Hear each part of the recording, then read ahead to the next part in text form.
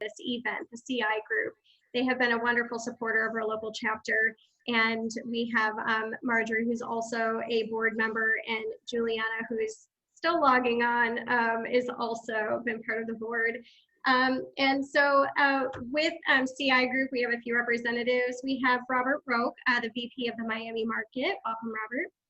We have Marjorie Nico, who is our furniture dealer manager. She's the A&D design manager and design director. So she'll be speaking on several roles within one. And we also have Peter Kemp, who is the owner of Installation Specialists and happens to work with CI Group often. We will hopefully have Juliana Sharkey on of the Bierman Group, who is a multi-line furniture rep. We have Daniel Stromberg, who is a product design director for Gensler. Thank you, Daniel, for joining us. We have Stephen Burgos here, who is also design director for Gensler here in the Miami office and is also an active board member for our chapter. So welcome, Stephen. And finally, we have Stephanie Molesta, who is a sales director, sales manager for Newcraft. And you are speaking to us all the way from Michigan, so welcome. And we're just so happy to have you all here. So my name is Sunny Reed. I will be today's moderator, and I'm a senior interior project designer for Perkins & Will here in Miami.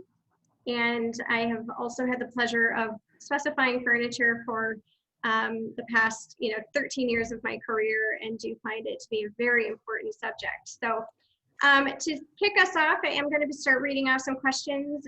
This first one is for everyone, and then after that, we'll go into some more targeted questions. And so I'll just go around the virtual table here and hear from all of you. So the first question is, what is your position and role in the furniture phase of a project, whether it's fitting, design, procurement, specification, development, etc.? So Robert, why don't we start with you? Thanks, Sunny. Thanks for having me. Really, we look at this two-part in the CI group. We look at this as either being design brings us in, a design firm, or a customer brings it in. And usually our game plan changes between the two. I'm going to focus on the design firm since this is what we're focusing on now. And at this point, if a design firm, Marjorie engages early on, and she's kind of the lead at that point, helps with specifications and the creative process. I'm more of her support in that role at that point. And then when it gets closer to the quoting and purchasing aspect of it, then I kind of jump in and take the lead at that point.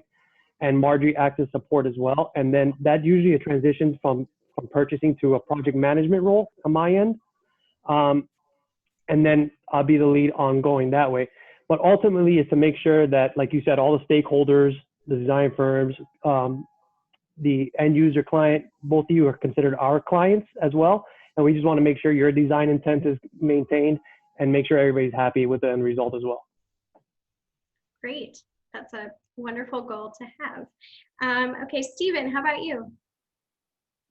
So as a designer, my goal is to work with my client, the ultimate end user of the furniture, and we start the concepting of the furniture very early on. So as we're putting together look and feel, palettes, kind of the design direction of the space, as you mentioned earlier, furniture is such a critical role of all that. So, we'll do some initial passes at selections, and then every project's a little bit different in when we start to bring in someone like the CI group. It could be earlier on in the project if there's already an existing relationship, or if there is no relationship there, then we may recommend the dealer to get involved, and they can help us with things like putting together typicals or starting some budget pricing and some preliminary selections. Our goal is really three things, right? To make sure that the furniture is in sync and in line with the design of the space, and that it's also meeting the performance criteria of what the client needs the furniture to do within that space. And then the third piece of that is the technical portion of that, making sure it all comes together with power, AV, technology. Now, there's so many things to think about. So we're kind of putting that all together and making it work. Great, thank you. How about you, Stephanie? Thanks, Sunny. So I have a little bit of a different perspective. So I'm a regional sales manager at Newcraft, as we mentioned in the introductions. And I cover a wide variety of different territories. So I spend time in the market, I give CEUs, and then really kind of just help to bring Newcraft capabilities and what we're able to support on projects kind of to the market. So when we start to look at furniture itself, I would say that I almost act as an extension of our kind of independent reps, such as Juliana with the Bierman Group. And so they'll usually bring me in on a project to help with different ideas for product solutions, maybe some value engineering ideas. So if Steven's working on a project and he's trying to achieve something specific, maybe they have a specific budget. So I might throw some ideas on how we can get there in the most cost-effective way or something along those lines. And I would say usually we are kind of just giving ideas on the front end of the process. And usually that's where I'll kind of jump in and help with projects. And then as we kind of move through procurement, obviously I've got different team members that are also designers that will help actually pull specifications together, work in floor plans for forecourt planning and some of those details. All the way through installation. So it's a little bit about what my role is. Thank you. Wonderful. Nice to hear all of the different responsibilities. Oh yeah, wear a lot of hats. Okay, and Marjorie, how about you? Well, thank you, Sunny. My role is support the designer, pretty much. As an A&D market manager, I'm sorry, can you hear echoing? No echo. No? Oh, okay. Sorry. So, as I said before, my role is to support the designer and help them with their needs. So I'm pretty much an expert in product, and I am super updated in what are the new trends, what are the materials that are applicable to the product that we are promoting or that we have for sale, and also create a bridge between the designer or the design firm and the dealer. So we all know that that communication don't only go smooth, right? There are many things that we're trying to communicate as designers that they are not go smoothly when we are talking with a business person. So that is pretty much my role, just create that connection. And in the design director role, is pretty much overlook on the specification process that the CI group goes through.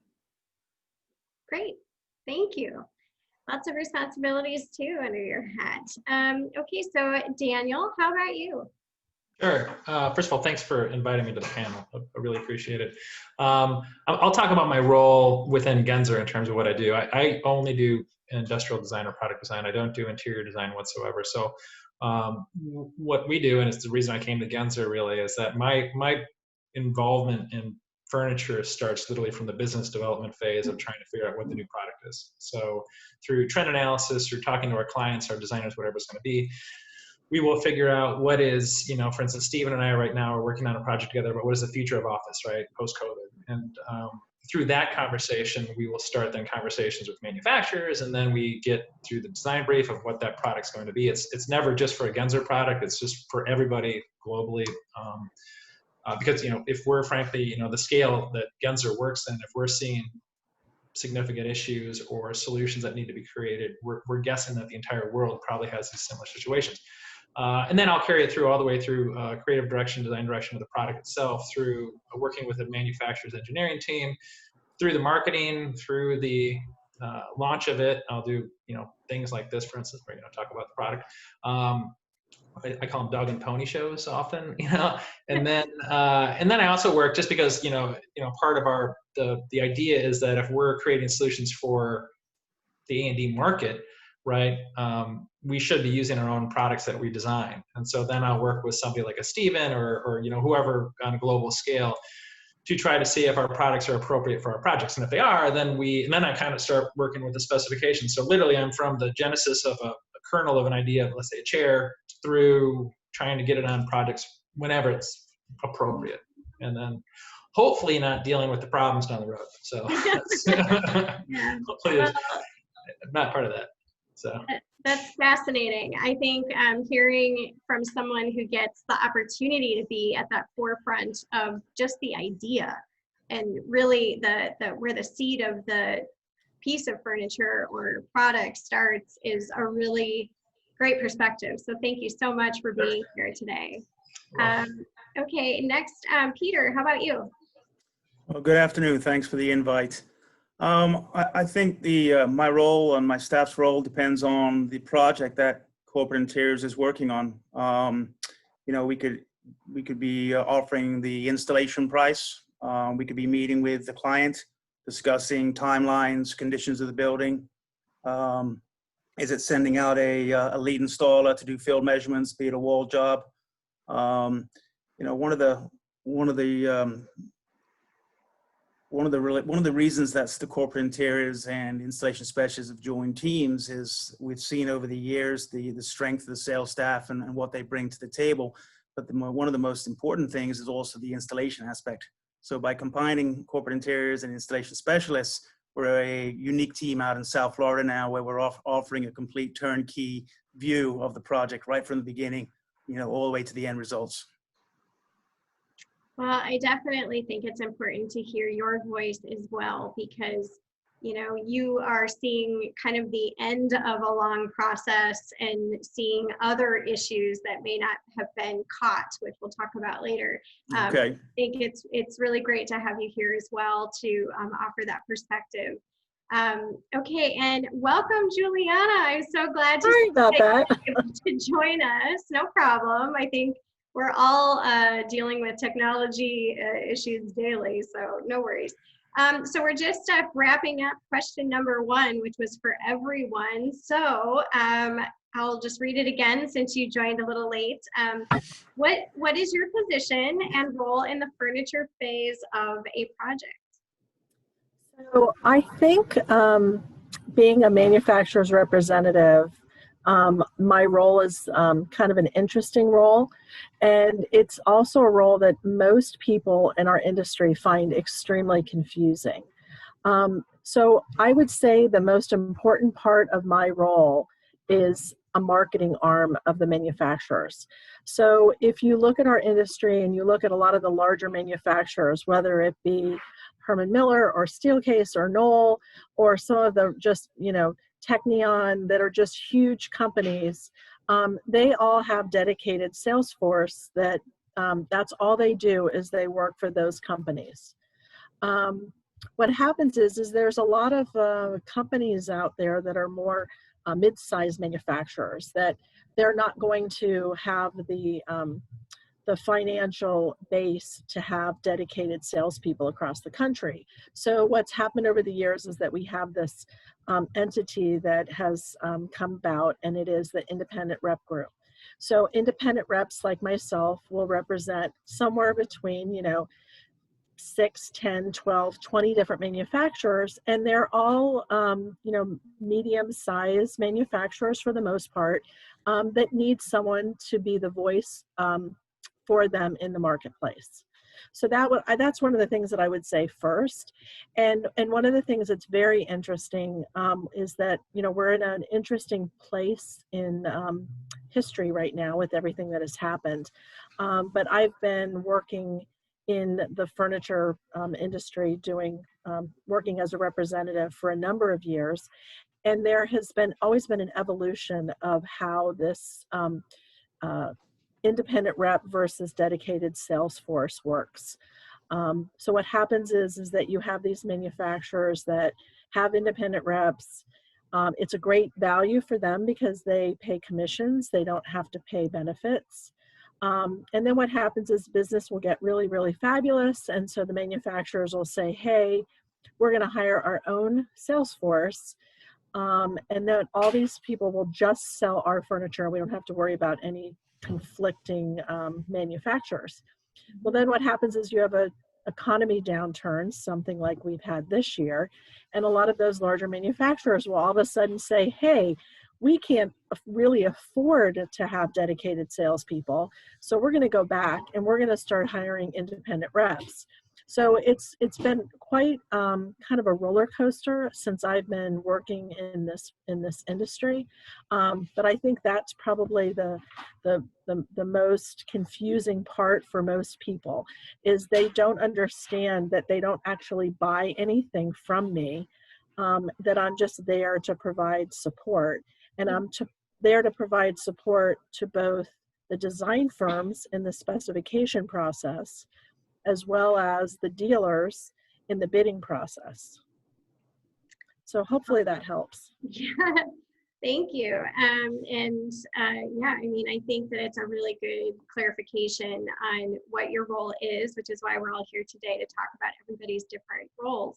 And so you've kind of actually answered some of the second question that I had for you, which was how your role services the client. And I think that you covered that as well.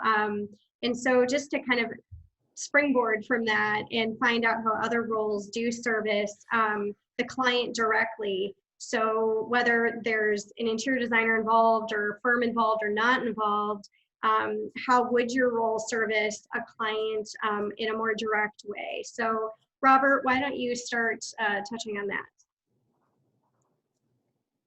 Sure, not a problem. Again, I think it's working alongside with Marjorie, alongside with my design partners like yourselves, alongside with Peter, and making sure that all the stakeholders are on the same page, making sure all the stakeholders have the right goal in mind, and that may be, you know, talking to the customer at one point, talking to Peter, talking to yourself, Sonny, or anybody, or Steven, and just making sure the project is managed accordingly, and we all stay on the right path. Great, perfect. All right, and Juliana, we spoke to you. How about you, Steven? How would you say your role services the client?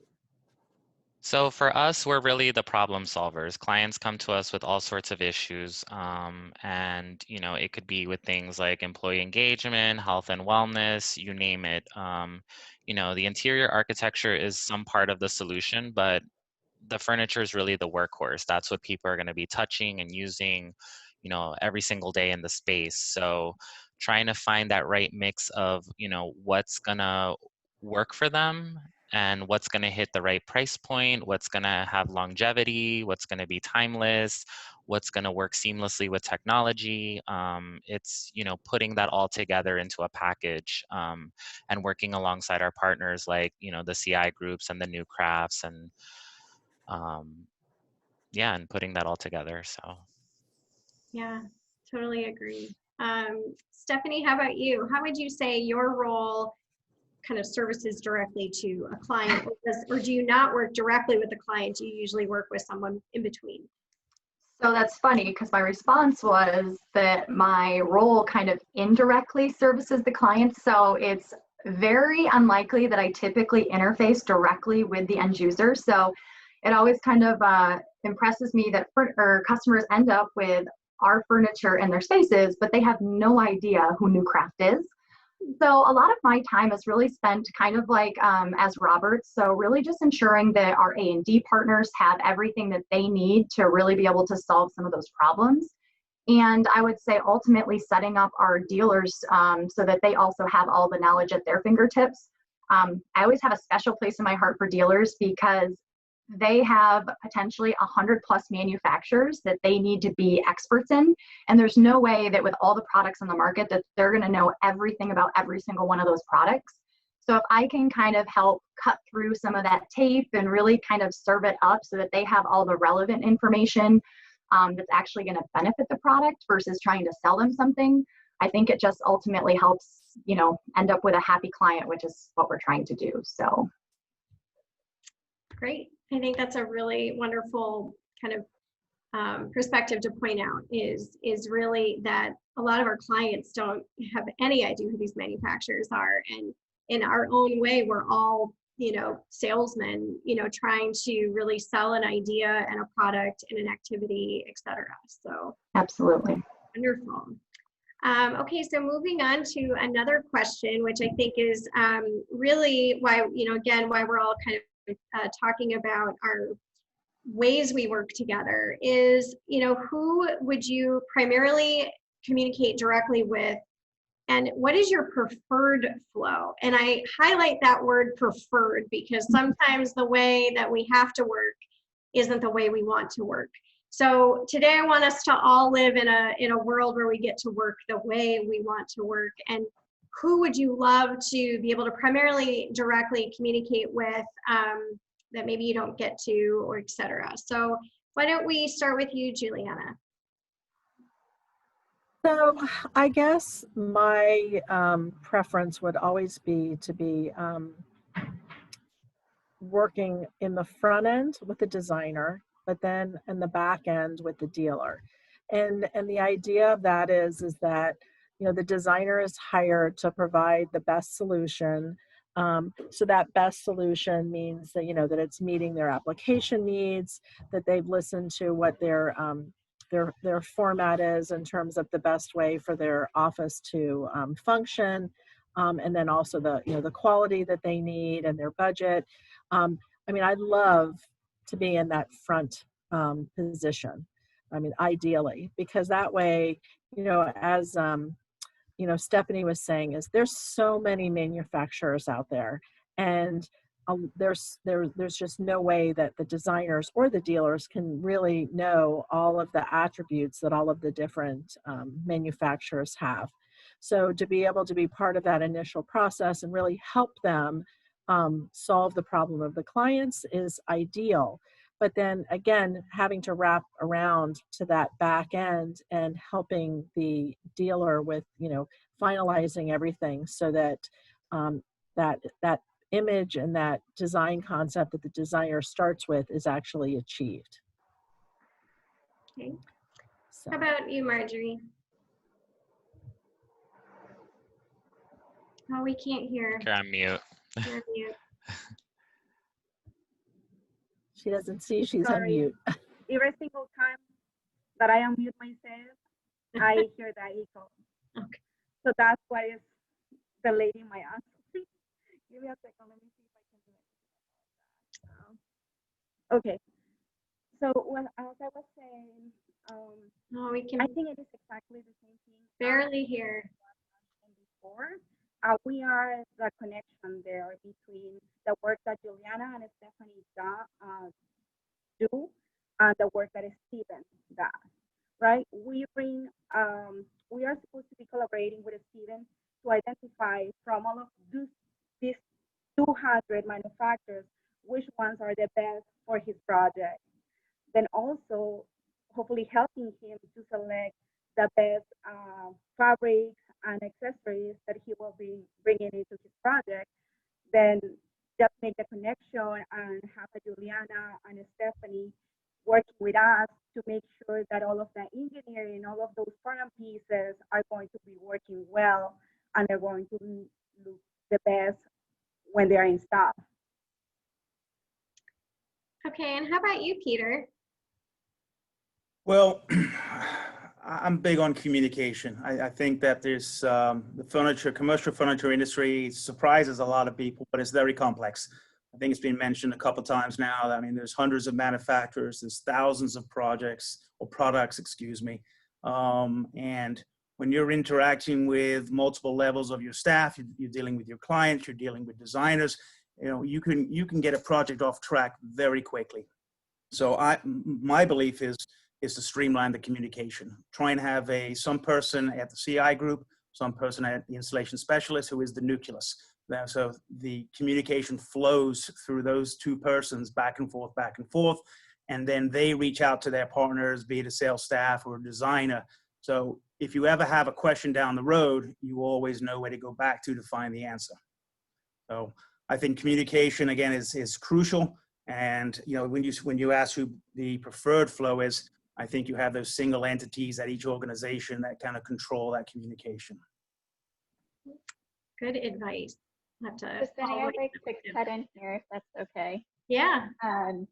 Stephen, from an A&D view, because there are designers in the dealer world, as Marjorie knows, and then you also have the manufacturing rep that you could communicate with, or the dealer rep. Who would I would like to hear from you who you would like to communicate with, because I've noticed that sometimes on the A&D side, communication lines can get crossed very easily because we're mainly the main point of contact to the client as the architectural and interior designers. Great question. No, I think as we just discussed, communication is key. And so having worked with, most people on the call here, if I know that I'm going to be working with a specific product line like Newcraft, I loop Juliana in very early and I say, I'm thinking about XYZ. And then I will set up like a session with the Newcraft product designer, and we jump on a Zoom call and we go through what the idea is, anything custom that may be integrated into that table or that chair or workstation, whatever it might be. And then I'm working with Marjorie early on, like, hey, like I have this coming down the pike. Let's work on, some thought starters or ideas that I could present to the client, and we're working in tandem. So as I'm developing things on my end, Marjorie and her team are developing things on her end. So it's kind of this like parallel path that we're going, and then eventually we join forces. And I think it will be important to know or to notice that not all firms have the same capabilities than Gensler. So for example, Stephen has the luxury to have an amazing team and a large team. So he can be very involved in the process. There are many design firms that cannot be as involved because they don't have the same capabilities. So that is when a position like Juliana or myself come in very handy, because we are going to be able to move forward that without, Stephen doing the whole process next to us. So I think that is important to mention too. I think that's a great point. I think that's a great point, Marjorie, because there are some times where we do have projects where maybe schedule or fee don't allow us to be as engaged. So we definitely rely on our dealer and manufacturer partners to help us pick up that load. So I often say that there are times when projects are conceptualized, not specified. Yeah, I would agree with that statement. Yeah. Here's a picture, find it. Yeah. Many times. Daniel, I wanted to ask, before we move on to our next set of questions, is there any, from your perspective, since it's actually pretty early on in the product design phase, is there any ideal people that you would love to work closer with, or ways that you prefer to communicate when you are working on that phase? Yeah, I was listening to everyone talk in terms of like who the stakeholders are in your process, right? And what's interesting in my process is I'm going through almost the entire gamut of the stakeholders. Unfortunately, sometimes I talk to some of those stakeholders too late in the game, right? And it's always, I always have to put a filter on in terms of who I listen to, because if I listen to the marketing people are going to have a very specific direction based on what the competition is doing. Same thing if I listen to the salespeople on the end user end, right? They're really telling me what they're losing specs to. And that doesn't necessarily always mean it's the greatest solution to go. Sometimes you're creating a Me Too product, and there's a time and place for Me Too products. Everyone needs them. You have to fill out the portfolio in order to make sure you get the spec and you can get this chair and that sofa and all that kind of stuff, right? But when you're trying to innovate, then it becomes a little different. And so funny, I was listening to you, Stephen, talk, and I was thinking, man, I wish I could get into that process that he's talking about, because that sounds like something that we should be commercializing, and we should be wrapping, our royalty around it. And so funny thing is a lot of times it's actually my own designers on staff, like wherever they are in the world, that I wish I could engage with. And that, we do that all the time. And we throw out the concept design, design development, all that kind of process. We'll try to engage with people, but it's a challenge because it's, time is short. Time is a commodity, and not everyone has the time to give to me. So, right. Which is a shocker, I know.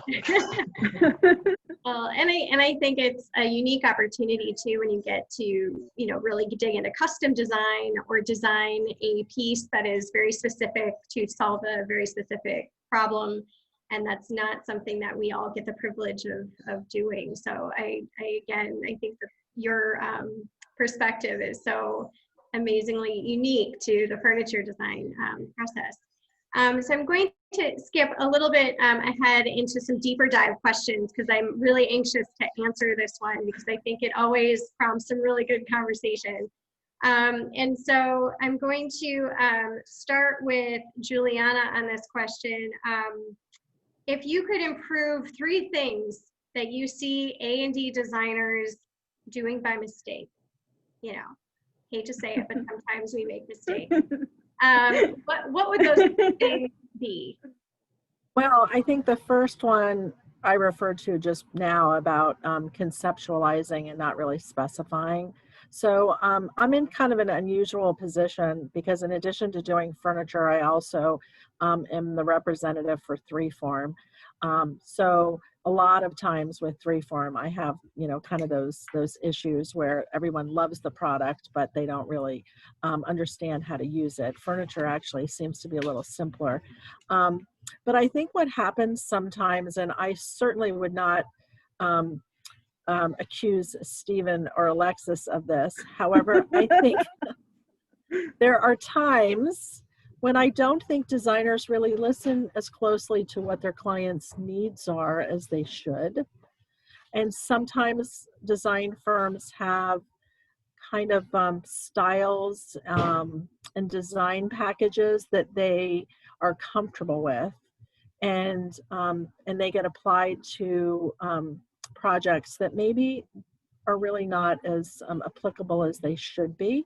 So that's one thing that I would mention.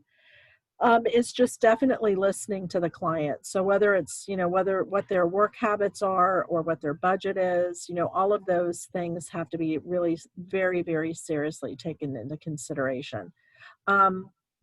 And then last but not least, and I don't know if this is a design mistake or what, or how exactly this happens, but one of my biggest frustrations is that you have a design that's developed, and for whatever reason, it goes out to bid. And then once those bid packages are presented, they're not apples to apples. And whoever it is that's actually evaluating those bids doesn't really understand what they're evaluating.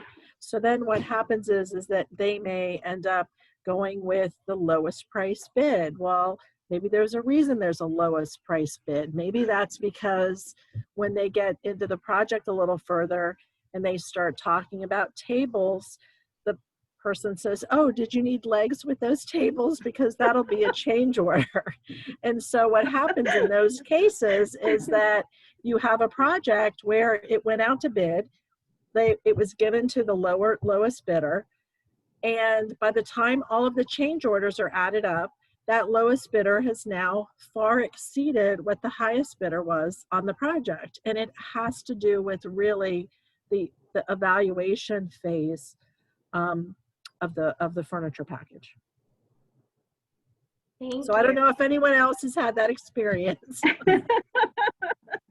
Well, Marjorie, do you want to follow up with that one? Because you probably also have experienced this. Well, definitely. I completely agree with Juliana. I think, as I said before, I don't think that it's on purpose.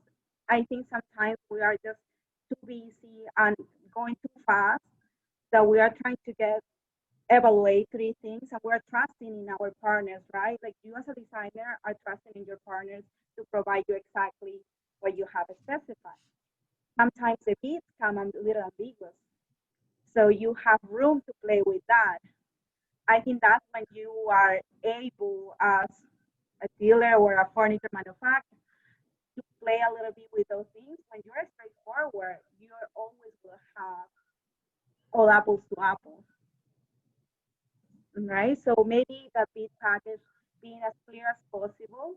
Of course, we understand that it's not going to be to the T, because then why I'm involved and why Julian is involved and why Stephanie is involved, right? But at least in general, you know, like knowing, let's say we're specifying benching and we wanted to make sure that we have power coming to the floor, in certain amount of outlets for some people, we want power on the top, or we don't want it. one monitor arm, things like that that will help, or a pedestal that is movable instead of fixed, because though all of those things change the prices and change the specification at the end, and definitely will make a difference. I think it's a good point. If I could just chime in, you know, a lot of times when we're putting together these bid packages or sending, you know, the project out for pricing, we mostly might have everything, you know, specified or selected, but there are some times where, you know, we may not have an idea of what the ultimate thing might be. So we'll leave the spec open and we'll say, okay, this product or equal. And then we're looking, you know, to our dealer partner to say, okay, like we could look at these 3 options for this chair or this sofa or this table or whatever. And then Marjorie, you hit on another great topic is furniture keeps getting a lot more complex, you know, as we integrate technology and power and things, and you almost need like an engineering degree to specify a conference table these days. So, you know, if for all the designers on the call or PMs or whoever, you know, if you are having these things in your projects, like definitely engage with the dealer or with the manufacturer to solve all that, because if you miss one of those components, it's a costly change and the client's going to be like, well, why didn't you specify that Genzer or whoever firm? And it winds up costing the designer in the end because it's an error and omission. So Stephen, I'm so glad you mentioned that. So with NewCraft kind of being full on in conference tables, technology kind of runs through my veins and kind of how we integrate all of those details. And it always kind of amazes me that a lot of times, and I don't think it lands in like the A&D, but the AV integrators don't get involved until much later on in the process. And so I see AV integrators that we have this beautiful design and, you know, this really slim style leg that kind of fits with the design. And they come in with these huge Extron boxes with these retractors that you need to basically, you know, build a base that's 12 inches deep to hide it all. So I think technology integration is probably one of the most challenging things that, to your guys' points, has a huge impact on the furniture and kind of the design of it and everything. Well, Agreed. with that, I would love to hear Peter's perspective, being that you specialize in the installation process. What is a mistake that you're, you know, if you could pick 3 that you're seeing chronically happen, you know, what would those be? Or what would your advice be that if we could all be doing better? Well, you know, I spent 19 years as a furniture dealership, and you know, my role today is obviously controlling the warehousing and in inventory and installation aspects of the projects that have been sold. But I've just communicated with Robert. I honestly think this question is more in line for him, and I think he can probably answer better than I can. Okay. Thanks, Peter. Honestly, I think it's just about being a customer advocate for all the stakeholders involved. That's kind of where I think I fit into this mix. And it goes back to qualifying questions. I mean, we all talk about it. If, you know, I forgot who said it earlier, we're all kind of salespeople in one way or another. And if we can have more qualified questions the early stages on, I feel like a lot of these mishaps won't occur. And it could be something as simple as, you know, what is your budget for that conference table? You know, we live and die by the phone. You know you're going to need an outlet. You know, what else do you want to present from your phone to the TV that's on the wall? I mean, it really, a lot of these detailed questions and engaging with whichever that customer may be, which is why I say I'm kind of a customer advocate for everybody involved. That's really is what's going to help us guide us and really make, for example, Stephen's life a little easier, I think, as well as Marjorie's life a little easier, and then ultimately Peter's life a little easier. And then, you know, you guys can all have high-five me at the end and we can all have happy hour. But yeah, I think it's just really having qualified discussions very early on. Well, that's a great segue into one of our other questions, which, as I'm listening to all of you and with my own experience, there is so much more coordination with furniture that has to happen in your designs. And I think it's very much underestimated across the board just how much furniture can not only interface with the design, but also the building. and technology is a huge part of that. And I also, think that a lot of people think, well, how hard is it to pick out a chair? But I think we all know that with ergonomics and everything that you can possibly know about one chair, you have to know if it's carpet or hard flooring. You have to know, all sorts of information before you can pick that one thing. So with that, I would love to hear from some of you about how early in a design process are you typically engaged, but what is the ideal? And again, I know sometimes when you're engaged and when you should be engaged isn't always the same. So why don't we start with Juliana? So, a couple of things in addition to, I guess all of us being in sales, all of us are in customer service. So again, that goes back to that listening conversation. So I think it's so important. I don't think that the average end user really understands the cost of things.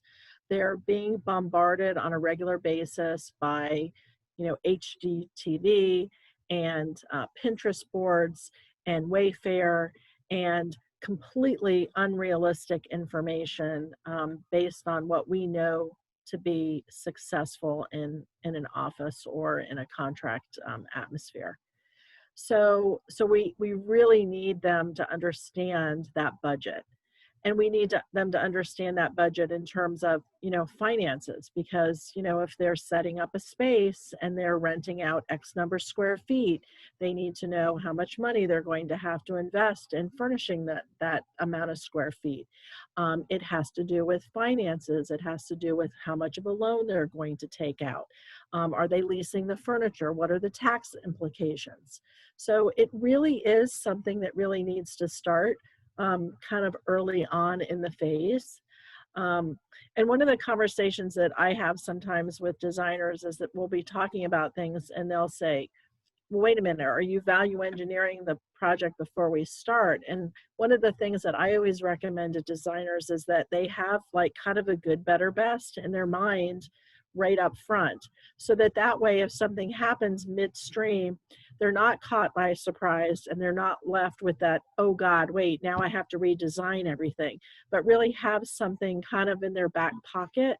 And then in addition to that, one of the things that not being a designer, but I can't imagine that this can't be one of the most frustrating things, is when a designer designs a space and then for whatever reason it gets value engineered and then their name is represented as being the design of that space. So I always like to say that, you want to make sure that that doesn't happen. So again, I just think that you really need to think about all those things during the design process as early as possible.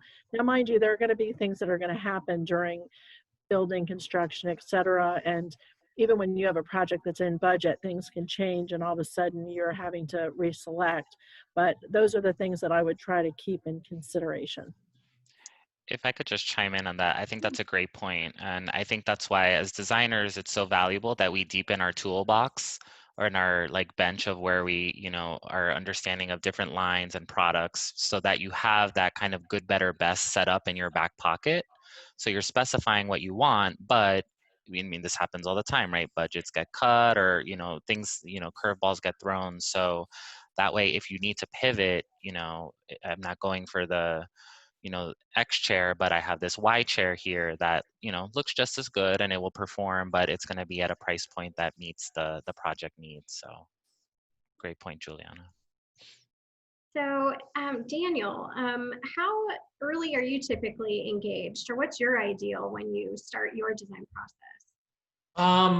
Really depends. And I can go back to a project Stephen and I are working on together right now, is that, my preference is to be from literally the seedling onward, right? Because then as, the creative director person, I can help guide that conversation and make sure that what we're doing is going back. And, things change. If you want to use that word pivot, sometimes you got to pivot during the process to, competitor A comes out with the chair X that you've been working on and suddenly you go, oh shit, you can't do that. You got to do something else. But preferably it's always in the beginning of the phase. I mean, that doesn't go to say that we don't get involved in product development of projects that are with a manufacturer that may be in development, and they're asking us to come in and weigh in on color, material, finishes, or usability, or marketing story. I mean, there's a lot of different things that we do as a firm to help manufacturers. It's not always coming up with the better mousetrap, right? It's sometimes coming in for a solution. So ideally, it's always in the beginning.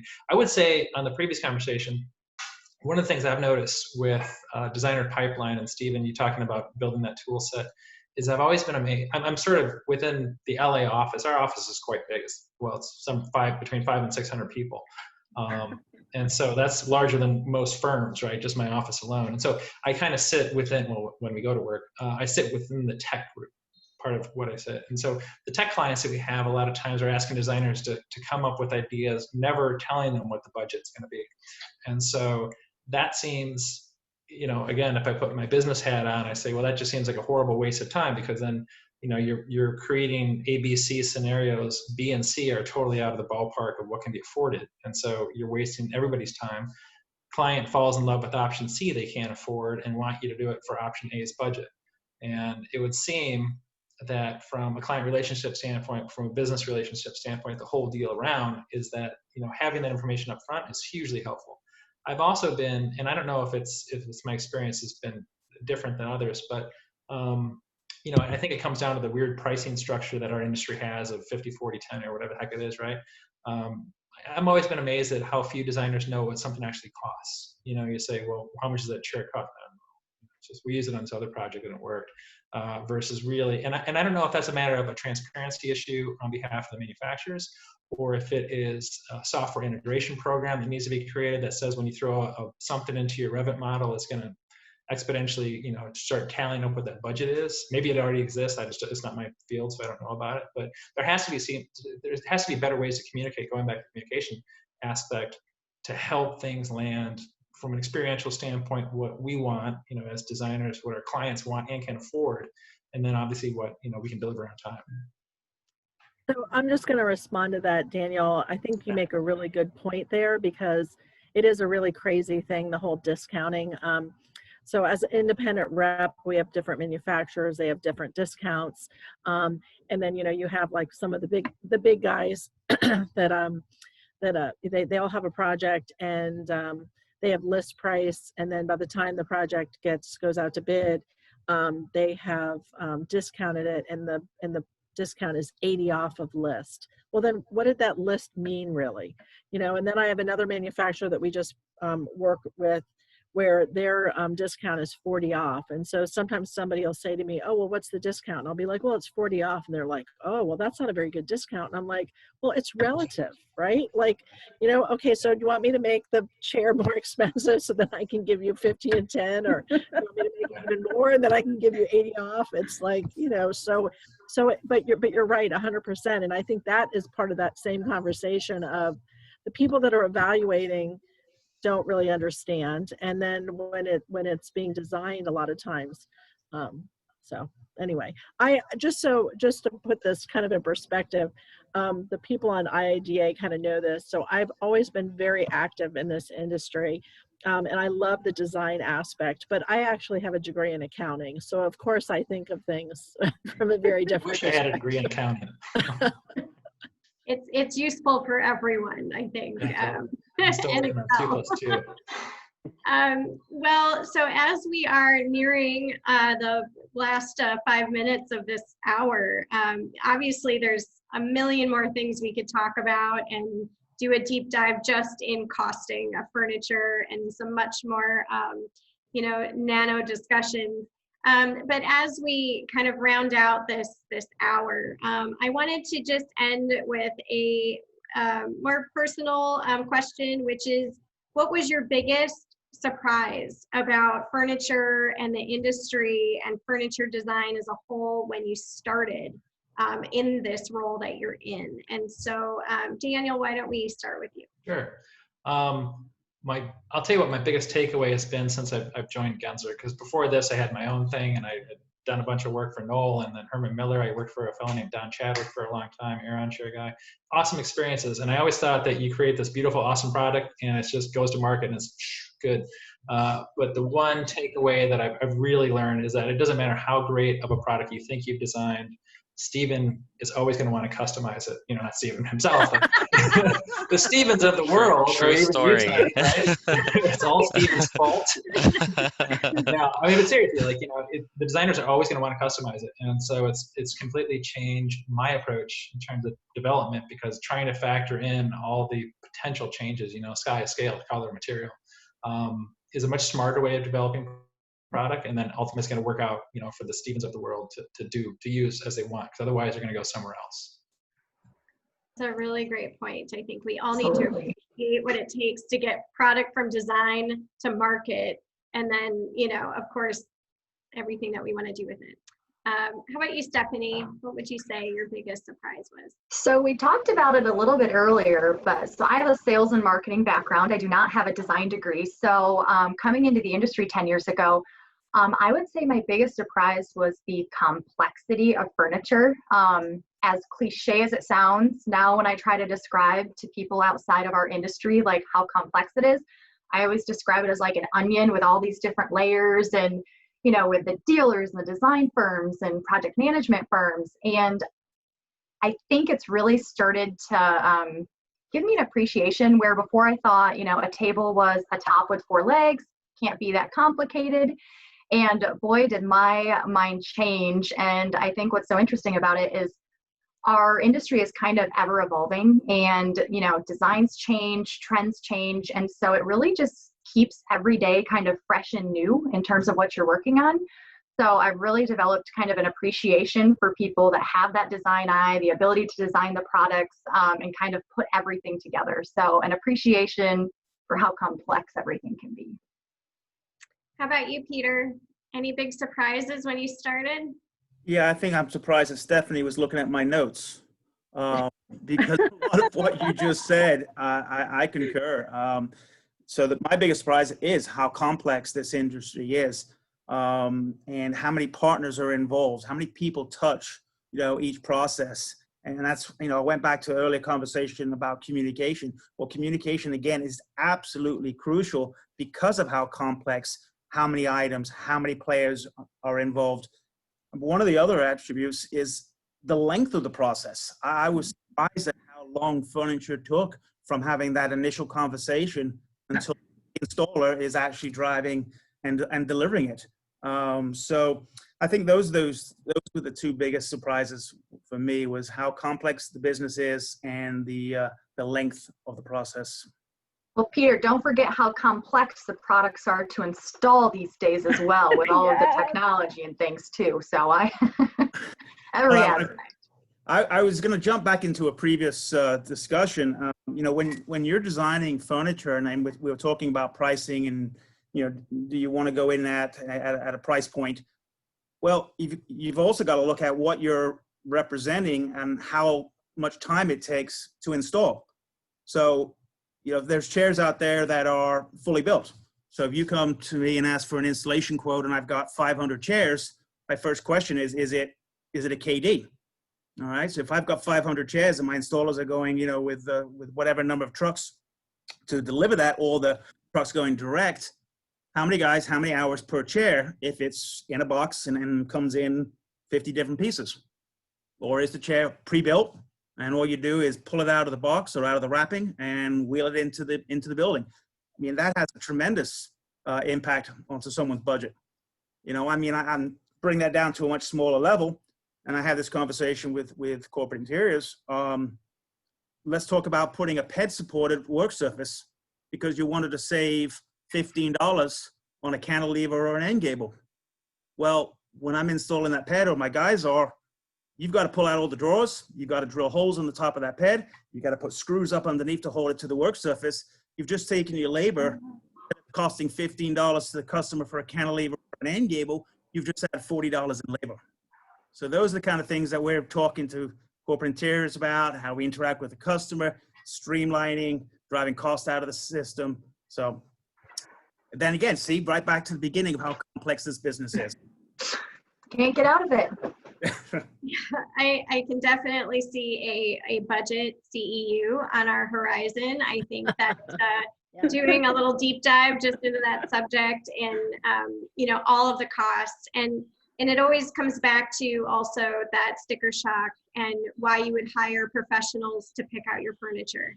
I think it's something we still battle with our clients. It's still a phase of the project that some people either really respect it because they've been down that road, or you're still really trying to educate them on exactly how complex this is. So, so I know we're a little over on time, but if anyone else wanted to have a final comment before we wrap up, I just want to respect everybody's time this evening.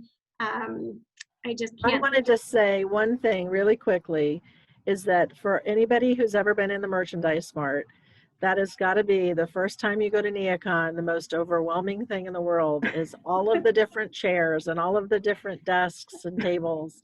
Yes. And you're like, wow. And there's so much competition out there. And I think at the end of the day, you know, my father used to use an expression, and he would say what you know, do what you say. And if people trust you, they will do business with you. And that was how he taught me. And I think that that's the most important thing, is our relationships, and our relationships are based on, again, communication and trust. Absolutely. Well said. Thank you, everyone. Thank you very much. Time, Thank you and to I'm our sorry we annual didn't get to all sponsors. of you, but we really, you know, we would sit here for hours if we could to talk about this. I think it's a subject we're all passionate about. I think we'll see this subject come up again in future Synergy Summit. So it's certainly not the end of the conversation, but I think it's, again, you all have very important voices, perspectives, and roles in the success of design and the, you know, success of our industry. So thank you very much. And thank you to all of our listeners and for joining us today. We really hope that you've learned more today, that you did something that you didn't know before attending. And we hope to have a follow-up CEU based on some of these important points that we discussed today to take them a little bit deeper. So look for that. And Alexis, is there anything else you want to add? Just thank you to our annual sponsors who are on this call. So Bierman Group, New Craft, and CI Group, you guys are very much appreciated. And thank you for all of our other panelists as well. And Gensler. We have all the annual sponsors on this Yes, call. you do. Thank you. Thank you. So thank you all for being annual sponsors and for being panelists. And this was a great information, even for me who's been in the furniture world. So this is great. Perfect. Thank you, Awesome. everyone. Thank you. Thanks, Thank everyone. you. Everybody. Thanks, Have a everyone. good night. Thank you. Bye. Bye. Bye-bye.